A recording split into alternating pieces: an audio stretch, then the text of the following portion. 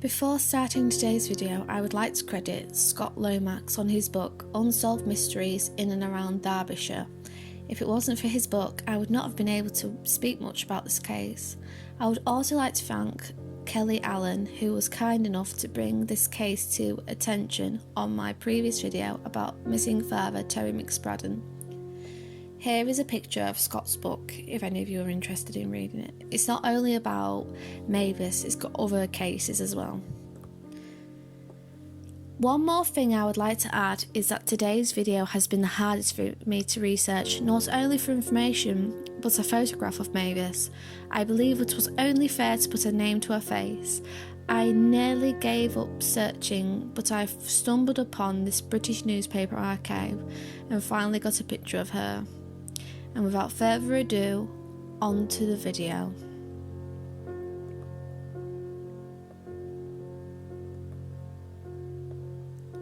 Mavis Hudson was a 15-year-old girl who was found murdered in an outbuilding of a derelict brewery on the 27th of December 1966, Chesterfield, Derbyshire.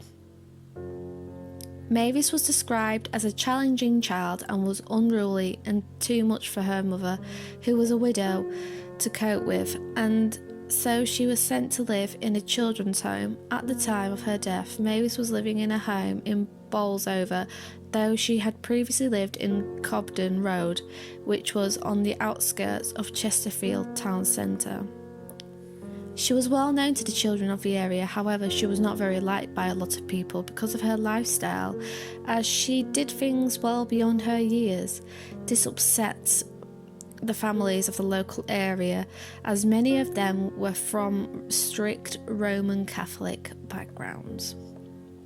Although she was only 15 years old, she was a smoker and frequently out drinking. She had numerous boyfriends who were a lot older than her, and she would often spend the night with them, and she was known to go out with different men every night. Mavis had started a hairdressing course at her local college, and she hoped to have her own salon, although her mother did not think it was a stable career to pursue. Mavis was discovered by two young boys who were searching for materials within the derelict brewery at around 3 o'clock on the 27th of December 1966. She was found wearing only black fishnet stockings and was lying across an old cement bag. A box of chocolates and gloves she received as Christmas presents were found near her body. A pack of playing cards were found next to her. Her black bag was also found leant against the door of the room she was in. The boys rushed home to tell their parents, with one of the boys' father going to check that his son was telling the truth, and then called the police. The crime scene was a derelict outbuilding of the Searsdale Brewery on Spar Lane in Chesterfield, which had been closed from 1960. Dr. Usher carried out Mavis's post-mortem examination and was found that she had died from asphyxiation caused by pressure on the neck and or suffocation. The estimated time of death was between the hours of 10 o'clock on the 26th of December and 1 o'clock of the following morning. When the police tried reconstructing Mavis's last movements before her death, it proved difficult, as they were met with conflicting accounts. It was difficult to pinpoint who she was last seen with before she had met her killer, as the differing accounts of where she was last seen contradicted one another. She'd spent most of the evening with her mother at her home on Augustine's Avenue, Chesterfield. They had a meal together and then went to the Sun Inn on West Bars within the town centre, where they arrived at about 7:25. Her mother worked at the pub as a barmaid, and Mavis stayed there until just before 8 o'clock. Mavis was wearing a light blue coat, black pinafore over a black polo neck sweater, black fishnet stockings and black patent leather shoes. She was 5'2", slim, had blue-green eyes. She had black hair that was short with a mod-style fringe, which parted along her forehead. She was also carrying a black handbag and a box of Cadbury's contrast chocolates, which she had received as a Christmas present. Mavis said to her mother that she needed to return to the children's home for 9 o'clock. Several witnesses reported seeing Mavis at the Silver Blades ice rink on Queen Street in Sheffield at 10:45. However, these sightings may not have been correct, as the witnesses did not know Mavis.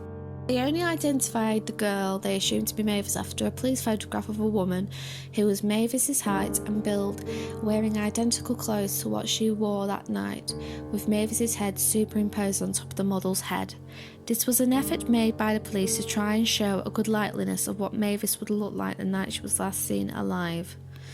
At the time of Mavis being spotted at Sheffield Ice Rink, Mavis was also spotted in the Queen's Head Hotel at around 9:45 and 10:30 with a blonde-haired woman. It seems that more than likely that Mavis was at the latter area that night. At Mavis's funeral, plainclothes officers attended to find any strangers or people acting suspicious, as the police believed her killer could have attended. Unfortunately, the police did not find anyone matching these attributes. The inquest into Mavis's death was held in March of 1967, where there was a ruling of death caused by persons or persons unknown. The jury believed that the killer purposely put pressure on the victim's neck during maybe a sex game, where they did not mean to kill the victim, and that meant the death was an accident. The police do not believe this and instead viewed it as a murder, and the coroner at the inquest also disagree with the jury's versions of events. The motives behind the death does not seem to have been about robbery, as she had 6 shillings and 10 pence within her handbag and nothing seen to have been taken. There was no evidence to suggest that she had engaged in sex, except her knickers were found beside her and she was nearly naked, which did indicate a sexual motive. The Home Office labelled Mavis's murder as an unsolved murder committed during a sexual assault, though strangulation and asphyxiation can be, but is not always, associated with a sexual motive, as this requires prolonged physical contact. After her murder, rumours started to circulate, and with each one becoming more sensational. One rumour suggested Mavis was a prostitute, although there was no evidence to suggest this was true. The rumour was around even before she had died, and it seems it came about because the presumption of Mavis's loose ways, which many of the older generation did not condone. It was known that Mavis had many male friends and spent the nights with them also. This could have been led to someone coming on to her and would not take no as an answer. It is also not too far-fetched to think that Mavis may have been murdered because of the reputation she had. There was no indications that Mavis struggled with her killer, as she had no bruises to her body apart from those on her neck, and she had no cuts to support defensive injuries. No one who lived on Spar Lane or the surrounding streets heard any screams or anything out of the ordinary. The location of her murder was in an area that was popular with courting couples, including actual couples, those in affairs, and prostitutes with clients. There was a car seen in the car park at the bottom of Spar Lane with a courting couple inside at 1 o'clock. The police appealed for those who were inside the car to contact them, but they never did. In November 2009, Scott Lomax, who wrote Unsolved Murders in and around Derbyshire, campaigned for the police to open a cold case review on Mavis's murder.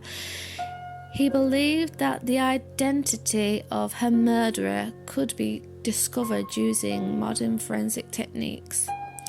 He said, although more than 4 decades have passed since Mavis's life was tragically ended, there is still every possibility that this killer can be identified and, if alive, brought to justice. Modern forensic techniques have yet to be applied in the examination of the clothing Mavis was wearing when she was killed, and criminal history has proven that even the slightest trace of DNA can be found even after so many years. He said that the police did have one key suspect, but they are now dead. He added, I have spoken to people who knew Mavis, and I am aware they and Mavis's family want this case reopened. They want justice and they deserve it. Derbyshire Police said there had been a previous review on Mavis's case, but there was no plans to reopen it. Scott was due to meet detectives, however, I could not find any further information regarding what happened in this meeting. As of 2009, November, there have been no further developments in Mavis's murder, and as of May 2018, the case remains closed and unsolved. This is a screenshot from where I got the newspaper article which contained a portrait of Mavis, and it's from the British newspaper archive, and I got this particular paper was the Birmingham Evening Post, I think it was. Can't quite remember. If you have any information regarding this case, please contact the following: Derbyshire Police on 101 or Crimestoppers on 0800 555 111. I'd like to also thank again Scott Lomax for all the research he has done on the case, because he is most probably the people who knows the most of this case. And also I'd like to thank Kelly Allen for also referring me to this case. I found it so interesting to research about. So thank you for watching.